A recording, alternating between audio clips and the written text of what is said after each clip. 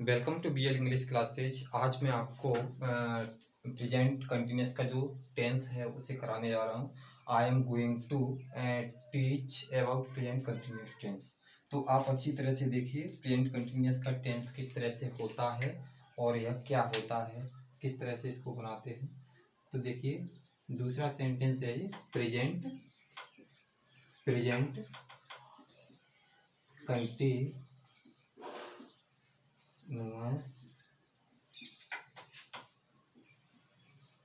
Tense. Present continuous tense. तो देखिए बच्चों, प्रेजेंट कंटिन्यूअस टेंस है तो आप इसको अच्छी तरह से देखिए। इसकी पहचान होती है, इसकी पहचान है ऐसे वाक्य जिन के अंत में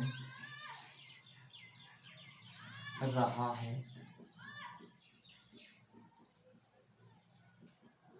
रही है आदि शब्द आते हैं।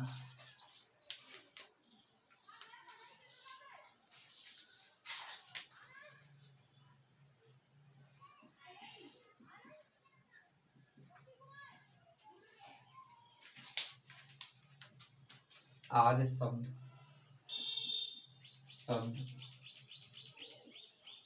आते हैं तो वे वाक्य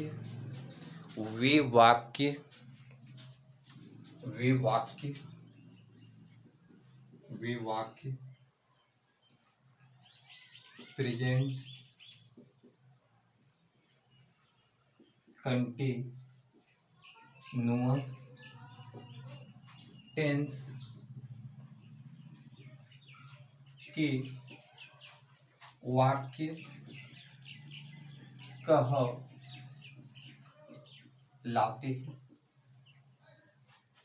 कहलाते हैं।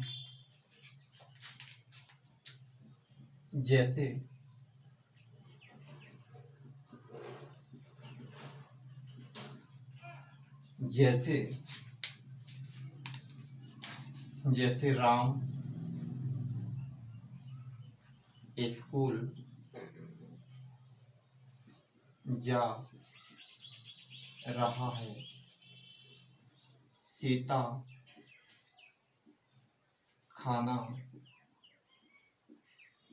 पका रही है, बच्चे शोर मचा रहे हैं, मैं अंग्रेजी पढ़ा रहा हूं। और देखिए आगे, जैसे इसका स्ट्रक्चर है,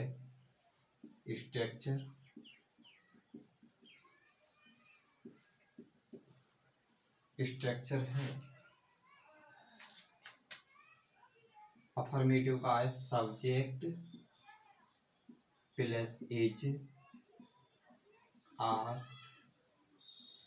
एम वर्ब में ING plus object plus other verb. Negative है subject plus is are am plus not plus verb में ING plus object plus other. Interrogative है is are am plus subject plus verb में ING plus object plus other word question mark. Interrogative negative है subject, sorry is are am plus subject plus not plus बराव में ING plus object plus other one question mark. अब देखिए इसके example देखें। Example जैसे मैंने लिखा, एग्जाम्पल को बाद में लिखेंगे, पहले नोट लिख लो, NOT नोट। देखो नोट में क्या लिखेंगे, नोट एक वचन कर्ता के साथ इज बहुवचनकर्ता के साथ, बहुवचनकर्ता के साथ क्या लगाते हैं, आर। आई कर्ता के साथ लगाते हैं एम। अब एग्जाम्पल लिखेंगे।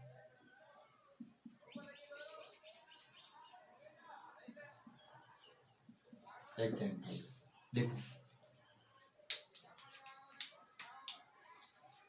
राधा गीत गा रही है, मोहन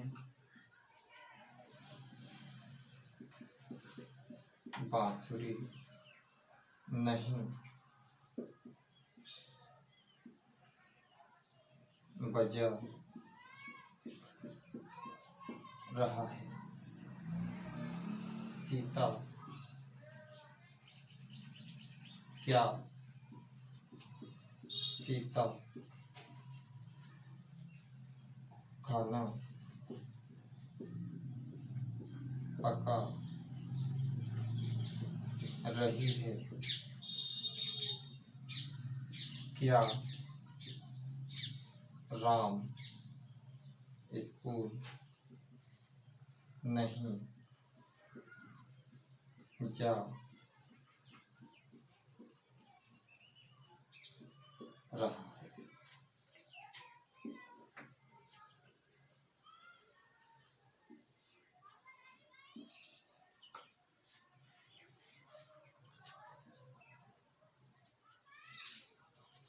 तो देखिए स्टूडेंट्स, आज हम जो we are reading present continuous tense, यानी कि हम प्रेजेंट कंटिन्यूअस टेंस पढ़ रहे हैं, तो इसको हम इतनी अच्छी तरह से देखेंगे कि यह हमें बाद में इसकी सीखने की ज़रूरत न पड़े।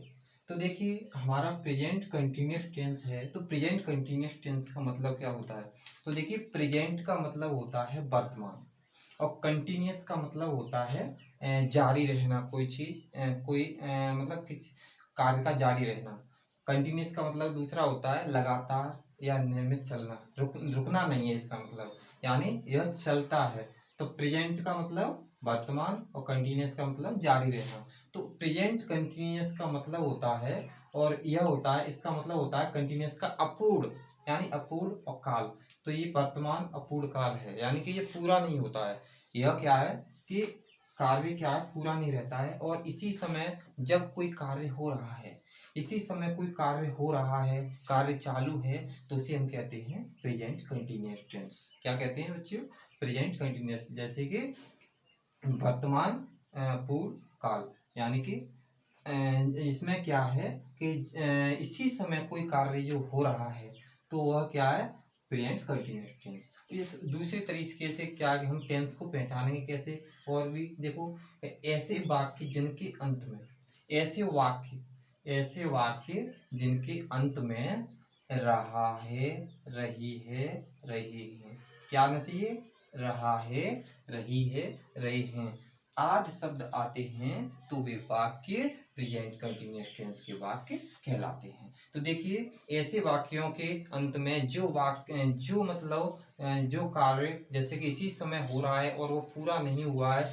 चल रहा है, कोई कार्य भी चल रहा है, तो वो क्या है, तो इस तरह से सेंटेंस आते हैं। जैसे कि राम स्कूल जा रहा है, मैंने कहा राम स्कूल जा रहा है, तो वो राम जो है वो अभी स्कूल जा रहा है इसी समय, बल्कि वो स्कूल पहुंचा नहीं है। इसमें क्या है, कार्य पूरा नहीं होता है, इसमें कार्य चालू रहता है और अपूर्ण रहता है। तो राम स्कूल जा रहा है, मैंने कहा सीता खाना पका रही है, यानी कि सीता ने जो खाना है वो अभी पकाया नहीं है, बल्कि सीता इस समय खाना को क्या कर रही है, इसी समय पका रही है। सीता के खाना पकाने की जो क्रिया है वो अभी चल रही है, निरंतर चल रही है, बंद नहीं हुई है। जब कार्य बंद नहीं होता है तो प्रेजेंट कंटिन्यूअस रहता है और इसी समय हो रहा है।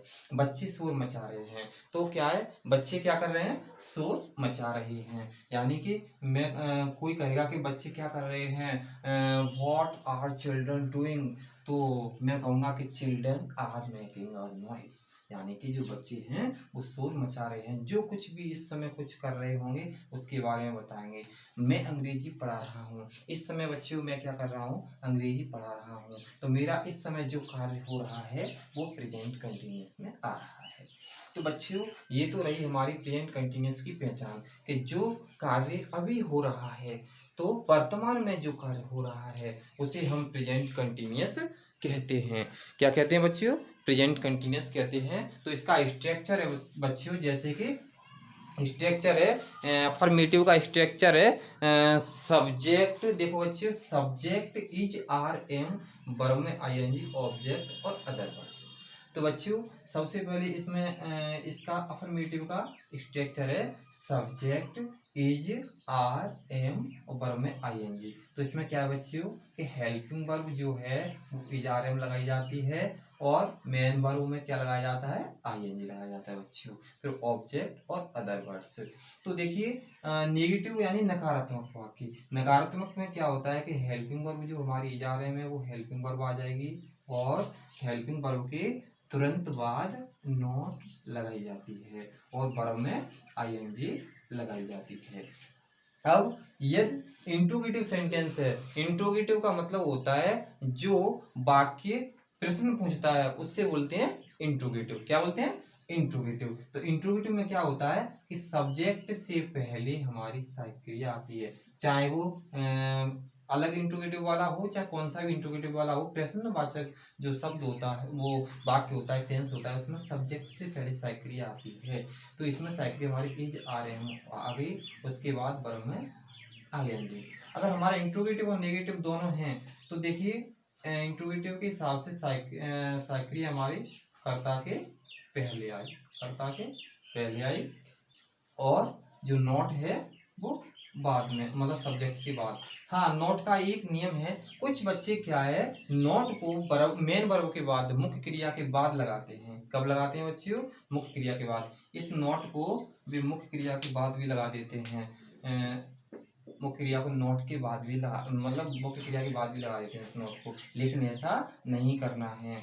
ये क्या है, अगर सेंटेंस में अगर सब्जेक्ट के बाद सहायक क्रिया आ रही है तो सहायक क्रिया के बाद नोट लगानी है, और अगर सेंटेंस में सब्जेक्ट के पहले सहायक क्रिया आ रही है, हेल्पिंग वर्ब आ रही है, तो सब्जेक्ट के बाद नोट लगाना है। देखो यानी कि इसमें क्या है, जैसे कि सब्जेक्ट के बाद हेल्पिंग वर्ब आ रही है और नेगेटिव बनाना है तो हेल्पिंग वर्ब के बाद नोट लगाना है।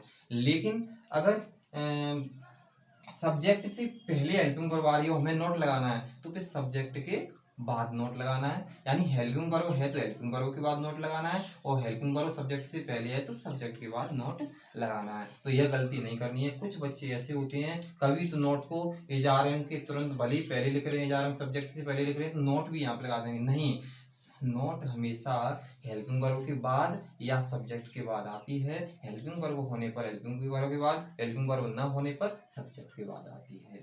तो और आगे देखिए, तो बच्चों इसमें क्या है कि प्रेजेंट कंटिन्यूअस टेंस में जो हेल्पिंग वर्ब होती है वो क्या होती है, इज आर एम।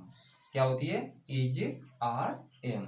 तो बच्चों एक वचनकर्ता होता है, एक वचनकर्ता के साथ हम इसका प्रयोग करते हैं, और बहुवचनकर्ता होता है, बहुवचनकर्ता के साथ हम आर का प्रयोग करते हैं, और आई कर्ता के साथ हम एम का प्रयोग करते हैं, और फिर वर्ब में आईएनजी लगा देते हैं। और देखिए तो इस तरह से हम सेंटेंसों को बनाएंगे। और तो हम इनको देखो कैसे बनाएंगे। जैसे कि हमारा सेंटेंस है राधा गीत गा रही है, तो सबसे पहले यानी राधा गीत गा रही, तो हमें ये देखना है कौन सा सेंटेंस, ये अफर्मेटिव है, ये नेगेटिव है, तो ये इंट्रोगेटिव है, और ये इंट्रोगेटिव और नेगेटिव है। तो अफर्मेटिव के स्ट्रक्चर से, नेगेटिव के स्ट्रक्चर से, इंट्रोगेटिव के स्ट्रक्चर से, नेगेटिव के स्ट्रक्चर से। तो अफर्मेटिव सब्जेक्ट, सबसे पहले सब्जेक्ट दिया है राधा, उसके बाद एजारम दिया है, तो राधा एक वचन के साथ में एज है। उसके बाद वर्ब दिया है, वर्ब क्या है, सिंग। अब सिंग में क्या है, वो क्या कह रहा है कि आईएनजी लगाना है। उसके बाद कह रहा है ऑब्जेक्ट, तो अ सॉन्ग, ऐसे बनेगा बच्चों। दूसरा देखो मोहन बांसुरी बजा रहा है, तो सबसे पहले हम सब्जेक्ट लगाएंगे मोहन, एक वचन है तो एज लगाएंगे, और नॉट है तो मैंने क्या बताया, साइक्रिया होने पर, हेल्पिंग वर्ब होने पर उसके बाद नॉट लगाएंगे। बजाना के लिए रिंग लिखेंगे, और इसमें वर्ब में आईएनजी जोड़ देंगे। और क्या सीता खाना पका रही है, तो इसमें क्या मैंने क्या बताया, इंट्रोगेटिव में क्या करते हैं, सब्जेक्ट से पहले हेल्पिंग वर्ब, तो सीता एक वचन है तो इज लगाएंगे, उसके बाद सब्जेक्ट लिखेंगे सीता, उसके बाद पकाना के लिए कुक लगाएंगे, एक वचन है तो उसमें क्या लगाएंगे बच्चियों, उसमें आईएनजी लगाएंगे। ठीक है, उसके बाद फूड लिखेंगे, क्या लिखेंगे बच्चियों, उसके बाद फूड लिखेंगे। तो देखो बच्चियों ये आपको दिखाई नहीं दे रहा होगा, इसका मैं आंसर इसके सामने यहाँ पे लिख दूंगा, ठीक है, जिससे कि आपकी समझ में आ जाएगा ये। तो क्या राम स्कूल नहीं जा रहा है, तो हम लिखेंगे एज, सबसे पहले एज, राम नेगेटिव है तो नॉट, मैंने क्या बताया, सब्जेक्ट से पहले के हेल्पिंग वर्ब होने पर सब्जेक्ट के बाद नॉट लगाते हैं। और स्कूल नहीं जा रहा है तो not going to school, going to school, इस तरह से बनाएंगे। अब देखिए आपने इस तरह के तो प्रेजेंट कंटिन्यूअस की टेंस समझे होंगे, और आपके शायद समझ में भी आए होंगे, और आप समझ भी चुके होंगे। लेकिन आपने अक्सर कुछ बच्चे ऐसे होते हैं जो इस तरह से तो बना लेते हैं, लेकिन कुछ अलग तरीके से भी ये टेंस आता है। तो देखिए कुछ इस तरह से भी ये एग्जाम्पल मैं बता रहा हूँ, जैसे कि ये आ सकता है हमारा, इस तरह से भी आ सकते हैं, जैसे कि हुआ है, हुआ है, हुआ है, और हुई है, हुए हैं। तो ये बच्चों इस तरह से भी हमारा आ सकता है। तो ये भी हमारा क्या है कि अगर इसको हम अच्छी तरह से समझें, और अगर यह हमारा प्रेजेंट कंटिन्यूअस का अर्थ दे रहा है, यानी वर्तमान में अगर कोई कार्य पूरा नहीं हो पा रहा है, तो हम इसको भी, इसका अर्थ अगर प्रेजेंट कंटिन्यूअस का निकल रहा है तो हम इसमें भी इजारम और वर्ब में आईएनजी लगाकर ही बनाएंगे। जैसे देखो, जैसे मैंने बोला, जैसे कि मैंने बोला, जैसे वह कमरे में बैठा हुआ है, वह सड़क पर खड़ा हुआ है, वह मेरी किताब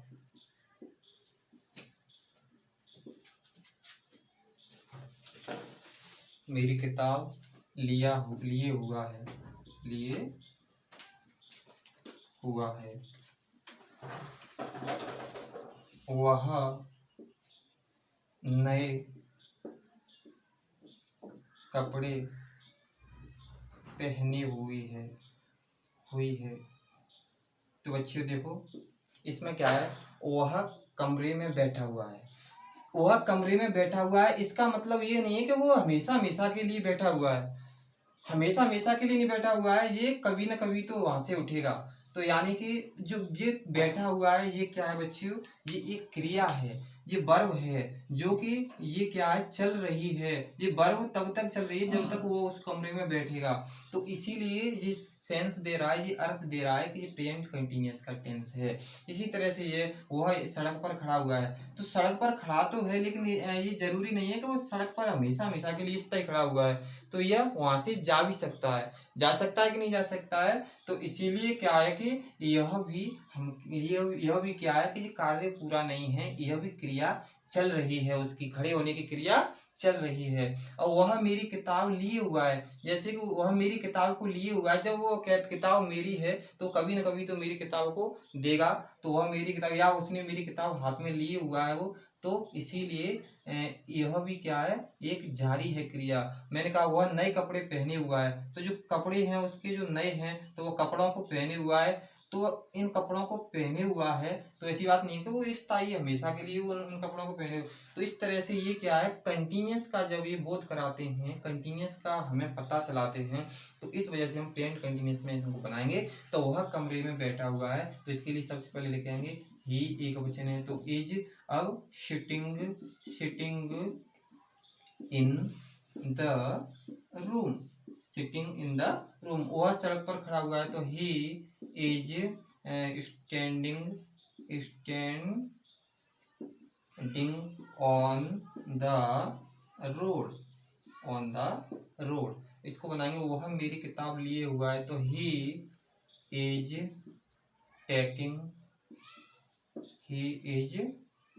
टेकिंग माई बुक, बुक। वह नए कपड़े पहनी हुई है, तो सी एक वचन है तो is wear, third ING wearing new clothes, CLOTH clothes. तो बच्चों इस तरह से हम इन सेंटेंसों को बनाते हैं। अब देखिए बच्चों, अब इनका उपयोग जैसे कि इंग्लिश स्पोकन में हम प्रेजेंट कंटिन्यूअस का उपयोग किस तरह से कर सकते हैं वह देखिए। तो मैंने कई बार बताया है बच्चों को कि बच्चों आपको क्या करना है कि जब इंग्लिश बोलना सीखना है तो आपको क्या करना है कि जैसे कि एक तो वर्ब लेना है, हमको क्या लेना है बच्चों, एक वर्ब लेना है। जैसे हमने यानी एक सब्जेक्ट ले लो, वन सब्जेक्ट ले लिया हमने, वन सब्जेक्ट ले लिया, वन सब्जेक्ट का मतलब होता है कर्ता, वन सब्जेक्ट। और उसके साथ में वन सब्जेक्ट के साथ में हमने मैनी वर्ब्स ले ली, मैनी वर्ब्स, यानी एक सब्जेक्ट के साथ में कई वर्ब ले लो और ऐसे इंग्लिश बोल लो। या फिर क्या करेंगे कि हम एक वन वर्ब के साथ में क्या है कि हम मैनी सब्जेक्ट ले लेंगे, मैनी सब्जेक्ट। अब देखो मैं क्या समझाना चाहता हूँ वो देखो, आप देखो मैं समझाना आपको क्या चाह रहा हूँ वो देखो। देखिए जैसे कि मैं आपको समझाना चाह रहा हूँ, जैसे कि मैंने लिया अपना एक सब्जेक्ट लिया, जैसे मैंने एक सब्जेक्ट क्या लिया, जैसे मैंने खुद अपना ही सब्जेक्ट ले लिया, जैसे मैं आई, तो आई के साथ में हम कई एक वर्ब ले सकते हैं। जैसे कि मैं खाना खा रहा हूँ, आई एम ईटिंग फूड, मैं खाना नहीं खा रहा हूँ, I am not eating food, मैं अंग्रेजी पढ़ा रहा हूँ, I am speaking, I am teaching English, मैं अंग्रेजी बोल रहा हूँ, आई एम स्पीकिंग इंग्लिश, मैं पतंग उड़ा रहा हूँ, आई एम फ्लाइंग काइट, मैं अंग्रेजी नहीं पढ़ रहा हूँ, आई एम नॉट मतलब रीडिंग इंग्लिश। तो इस तरह से मैं एक ही सब्जेक्ट पर अलग अलग वर्बों का प्रयोग करके मैं बहुत सारे सेंटेंस बोल सकता हूँ। जैसे कि वह स्कूल नहीं जा रहा है, he is not going to school, वह स्कूल जा रहा है, he is going to school, क्या वो स्कूल जा रहा है, is he going to school, क्या वो स्कूल नहीं जा रहा है, is he not going to school. क्या वह खाना खाता है, क्या वो खाना खा रहा है, तो इज ही ईटिंग फूड, वह खाना नहीं खा रहा है, he is not eating food, क्या वह खाना खा रहा है, इज ही ईटिंग फूड, और क्या वह खाना नहीं खा रहा है, तो is he not eating food, और वह खाना खा रहा है तो ही इज ईटिंग फूड। तो इस तरह से सब तरह से अपन बना सकते हैं। और भी जैसे मैं अंग्रेजी बोल रहा हूँ, आई एम स्पीकिंग इंग्लिश, मैं अंग्रेजी लिख रहा हूँ, आई एम राइटिंग इंग्लिश, मैं उसे पीट रहा हूँ, I am writing, I am beating him, मैं उसे बुला रहा हूँ, आई एम कॉलिंग हर, मैं उसे पढ़ाने जा रहा हूँ, तो I am going to teach her, मैं उसे बुला रहा हूँ, आई एम कॉलिंग हिम, मैं उसे पैसे नहीं दे रहा हूँ, I am not giving harmony, मैं उसके साथ ग्वालियर जा रहा हूँ, तो I am going to Gwalior with her. मैं उसे पार्टी में आमंत्रित नहीं कर रहा हूँ, तो I am not inviting him to the party. तो इस तरह से हम एक सब्जेक्ट को लेकर के और बहुत सारी वर्बों को लेकर के इंग्लिश बोल सकते हैं, और इसी तरह से हम एक वर्ब को लेके और अन्य सब्जेक्टों को लेकर, अलग अलग सब्जेक्टों को लेकर भी, हम अलग अलग कर्ताओं को लेकर भी हम अंग्रेजी बोल सकते हैं। जैसे कि हमने एक वर्ब ले ली, जैसे कि मैंने ली स्पीक ले ली, और मैंने यहाँ पे ले लिया मैनी सब्जेक्ट, यानी बहुत सारे सब्जेक्ट। जैसे कि सब्जेक्ट मैंने किसी के बारे में भी सब्जेक्ट ले लिया, जैसे मैंने अपने बारे में ले लिया, जैसे आई एम स्पीकिंग इंग्लिश, मैं अंग्रेजी बोल रहा हूँ। वी आर स्पीकिंग, हम अंग्रेजी बोल रहे हैं। यू आर स्पीकिंग, तुम अंग्रेजी बोल रहे हो। दे आर स्पीकिंग, वे अंग्रेजी बोल रहे हैं। ही इज स्पीकिंग, वो अंग्रेजी बोल रहा है। शी इज स्पीकिंग, वो अंग्रेजी बोल रही है। और राम इज स्पीकिंग, वो राम अंग्रेजी बोल रहा है। श्याम इज स्पीकिंग, श्याम अंग्रेजी बोल रहा है। आई एम नॉट स्पीकिंग, मैं अंग्रेजी नहीं बोल रहा हूँ। वी आर नॉट स्पीकिंग, हम अंग्रेजी नहीं बोल रहे हैं। यू आर नॉट स्पीकिंग, तुम अंग्रेजी नहीं बोल रहे हो। दे आर नॉट स्पीकिंग, वे अंग्रेजी नहीं बोल रहे हैं। ही इज नॉट स्पीकिंग, अंग्रेजी नहीं बोल रहा है। सी इज नॉट स्पीकिंग, अंग्रेजी नहीं बोल रही है। और Ram is not speaking, Ram अंग्रेजी नहीं बोल रहा है। Shyam is not speaking, Shyam अंग्रेजी। तो इस तरह से हम एक कर्ता लेकर के अलग अलग वर्बों का प्रयोग कर सकते हैं, और एक वर्ब लेकर अलग अलग कर्ताओं का प्रयोग कर सकते हैं। किसी भी तरीके से हम प्रयोग करें तो अंग्रेजी बोलना हम आसानी से सीख सकते हैं। तो इसी तरह से कुछ हमारे यहाँ पर भी जो सेंटेंस दिए हैं, हम उनको भी अच्छी तरह से प्रयोग करेंगे। जैसे हमारा सेंटेंस है अफर्मेटिव, तो इसको कैसे बनाएंगे? तो देखिए बच्चों, subject is are am, verb में आईएनजी ऑब्जेक्ट। तो इसको जैसे कि मैं कहूँगा, इसमें क्या है, अफर्मेटिव सेंटेंस है, तो इसमें हम नकारात्मक सेंटेंस नहीं बनाएंगे, ना ही इंट्रोगेटिव बनाएंगे, बिल्कुल सादा बनाएंगे। तो जैसे कि इसका मतलब होता है अफर्मेटिव का सादा अर्थ, जिसमें नहीं आता है, ना क्या आता है। तो देखिए, मैं अंग्रेजी बोल रहा हूँ, आई एम स्पीकिंग इंग्लिश। वह खाना पका रहा है, ही इज कुकिंग फूड। वह घर जा रही है,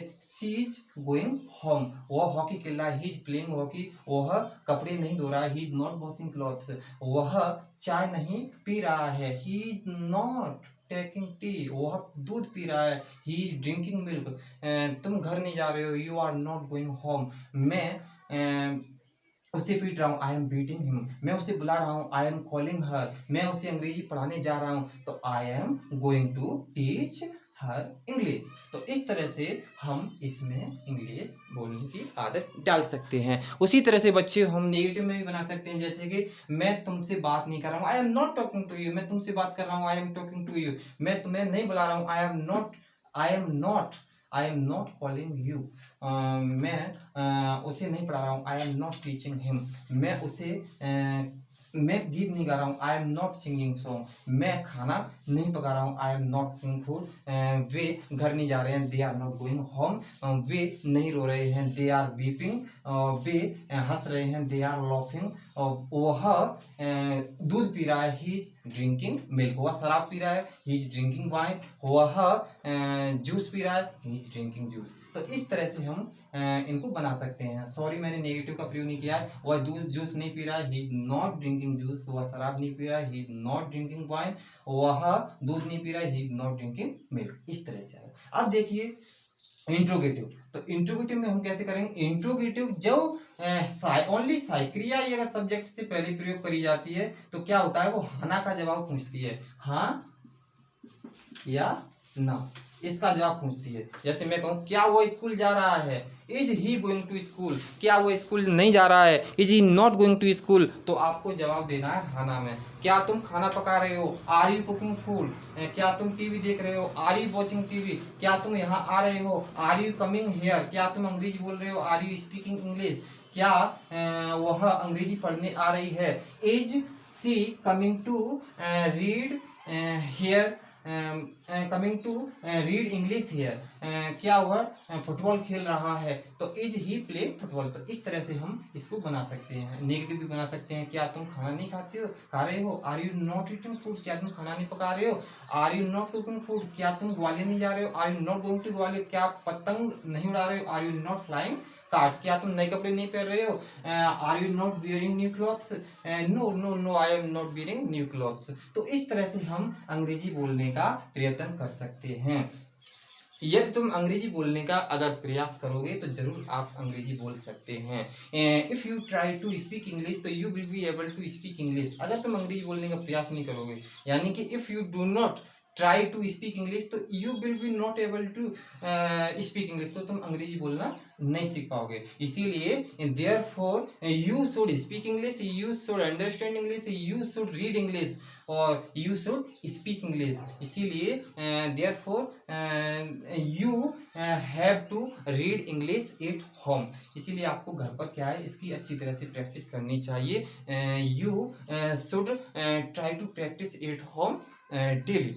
तो इसी तरह अच्छी तरह से हमको अंग्रेजी बोलनी आ सकती है। तो अगर आप इस तरह से अंग्रेजी बोलने का प्रयास करोगे, if you try to speak English like this, तो आप जरूर अंग्रेजी बोल सकते हैं। You can speak English.